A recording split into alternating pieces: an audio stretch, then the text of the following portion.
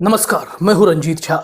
हेमंत सोरेन को ईडी के द्वारा गिरफ्तार किए जाने के केस में खुद सीजेआई डीवाई चंद्रचूड़ ने दिलचस्पी ली और इसे सुनवाई के लिए स्वीकार भी किया। तो फिर ऐसा क्या हुआ कि महज 24 घंटे के भीतर सुबह होते होते यह मामला सुप्रीम कोर्ट से बाहर हो गया। जजों ने सुनवाई से ही इनकार कर दिया और वापस हाई कोर्ट जाने के लिए कह दिया। अगर ऐसा था तो सीजेआई साहब ने इस केस को स्वीकार ही क्यों किया था सुनवाई के लिए। अब यहां से गंभीर बातें यह खड़ी होती हैं कि एक राज्य में इस वक्त लोकतांत्रिक ढंग से चुनी गई सरकार के मुख्यमंत्री को ईडी के द्वारा महज एक नोटिस और पूछताछ के आधार पर गिरफ्तार कर लिया जाता है कि ऐसा लगता है कि मानो वो विदेश भाग जाएंगे। उन्हें गिरफ्तार किया जाता है और इस मामले की गंभीरता को देखते हुए कपिल सिब्बल और अभिषेक मनु सिंघवी जैसे धाकड़ वकील सीधे सुप्रीम कोर्ट पहुंचते हैं और कहते हैं कि यह सीरियस मैटर है।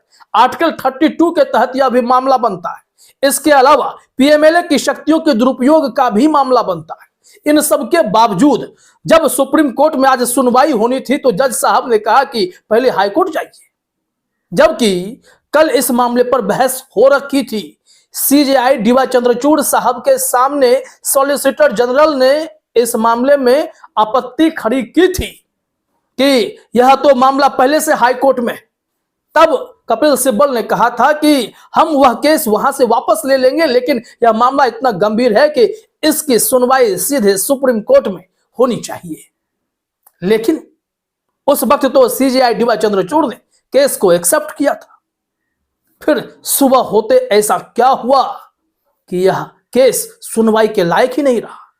कोर्ट रूम में क्या हुआ है, कोर्ट रूम की पूरी प्रोसीडिंग्स अभी हम आपके सामने रखने जा रहे हैं कि किसने क्या दलील दी है और जज साहब कैसे तुरंत मिनटों में फैसला भी कर बैठे। दरअसल हुआ यह है कि सीजेआई साहब ने इस केस को सुनवाई के लिए स्वीकार तो कर लिया, लेकिन उन्होंने एक स्पेशल बेंच गठित कर दी और उसमें जस्टिस संजीव खन्ना, जस्टिस बेला त्रिवेदी और जस्टिस एम सुंदरेश भी शामिल थे। उस बेंच में सुनवाई करने के लिए जहां पर हेमंत सोरेन से ज्यादा इंपॉर्टेंट बात यह थी कि एक राज्य के मुख्यमंत्री जिसे जनता ने उस पार्टी को चुना, मैंडेट दिया कि जाइए आप सरकार चलाइए, जो 4 सालों से सरकार चला रहे थे, उस मुख्यमंत्री को मिनटों में गिरफ्तार कर लिया जाता है।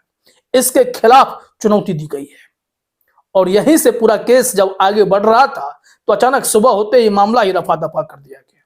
दिखाते हैं आपको कोर्ट रूम में क्या हुआ है। सबसे पहले जरा अपने स्क्रीन पर देखिए लाइव लॉ ने क्या ट्वीट किया, फिर उनकी ही खबर के जरिए पूरे प्रोसीडिंग्स को भी समझाएंगे।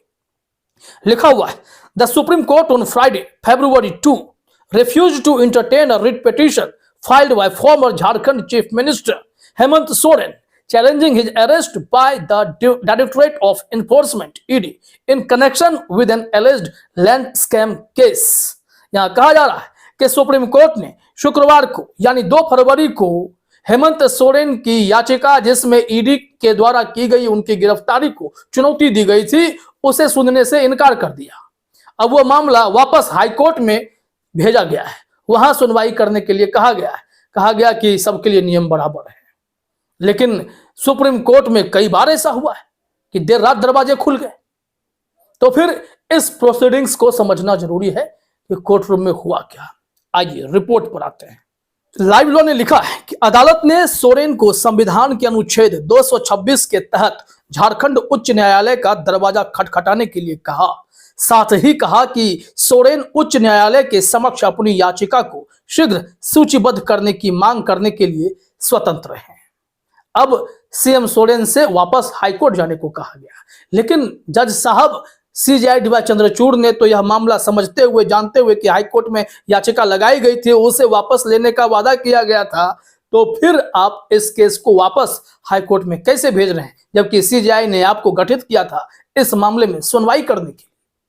कुछ लोग जस्टिस बेला त्रिवेदी पर भी आरोप लगाते हैं, क्योंकि हाल ही में बेला त्रिवेदी पर आरोप लगा कि उनके पास पॉलिटिकली मोटिवेटेड केस जानबूझकर भेजे जाते हैं और सब में वो कुछ ऐसा फैसला लेती हैं जो केंद्र सरकार के हक में होता है। यहीं से आरोप आगे बढ़ा, सोशल मीडिया पर लोगों ने लिखना शुरू किया है। वो ट्वीट हम दिखा देते हैं, फिर प्रोसीडिंग्स पर आगे बढ़ेंगे। लोग क्यों राय बना रहे हैं बेला त्रिवेदी को लेकर? प्रशांत टंडन वरिष्ठ पत्रकार हैं, उन्होंने एक ट्वीट किया है, लिखा हुआ है, जस्टिस बेला त्रिवेदी जिन बेंच का हिस्सा थी उसने आज दो फैसले किए। एक, ईडी की गिरफ्तारी के खिलाफ हेमंत सोरेन की याचिका पर हस्तक्षेप करने से इनकार कर दिया।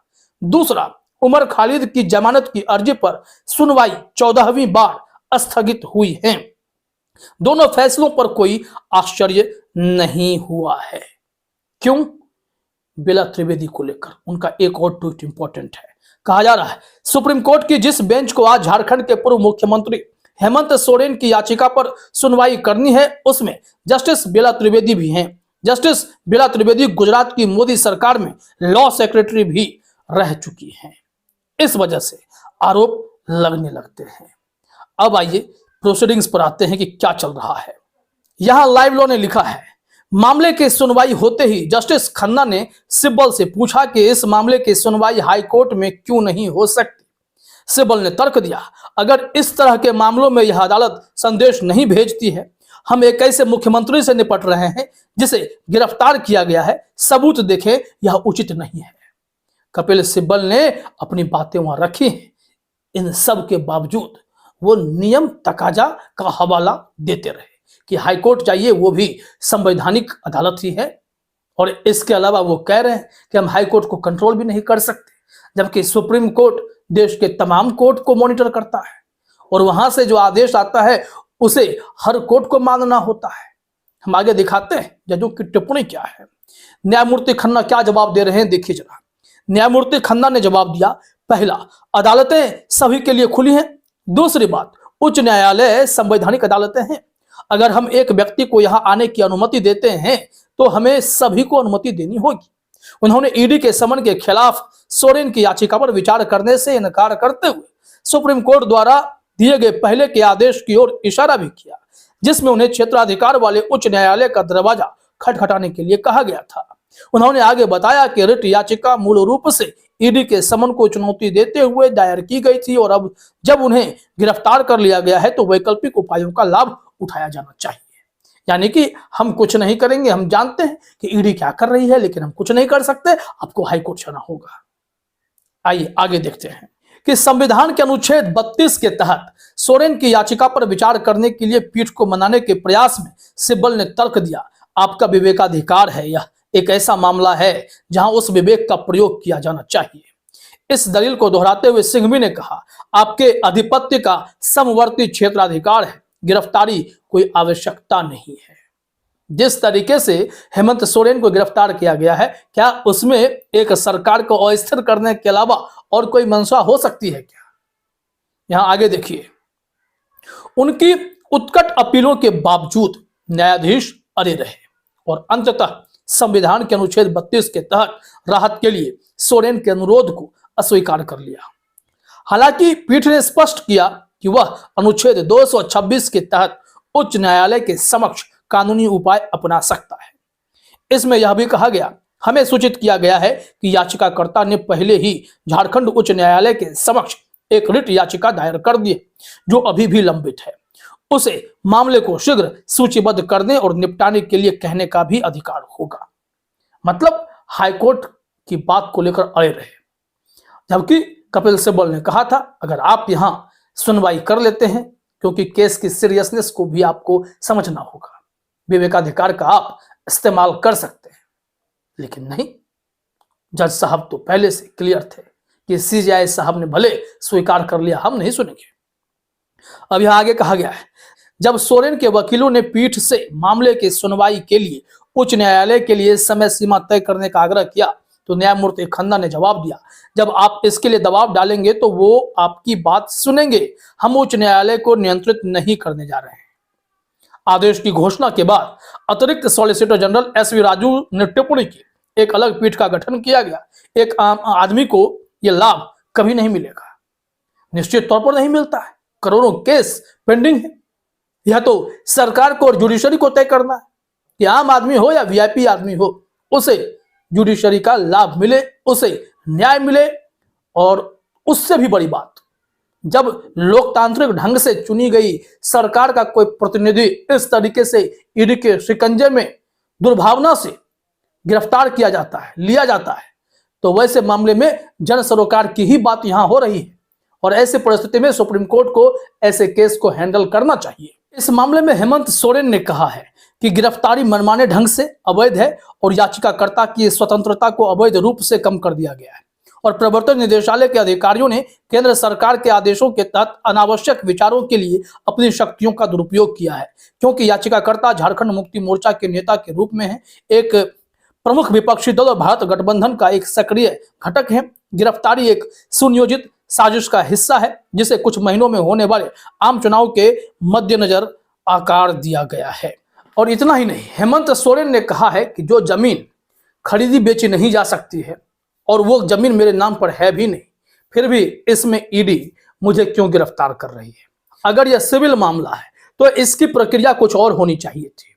ईडी यहां इस केस में आती कैसे है और कैसे नोटिस के आधार पर, पूछताछ के आधार पर गिरफ्तार कर लेती है और बाद में ये लोग सबूत गढ़ेंगे और एक तत्कालीन मुख्यमंत्री को अब जेल में रखेंगे और तब तक रखेंगे जब तक कि कोई सबूत उनके कनेक्शन के तहत बन ना जाए।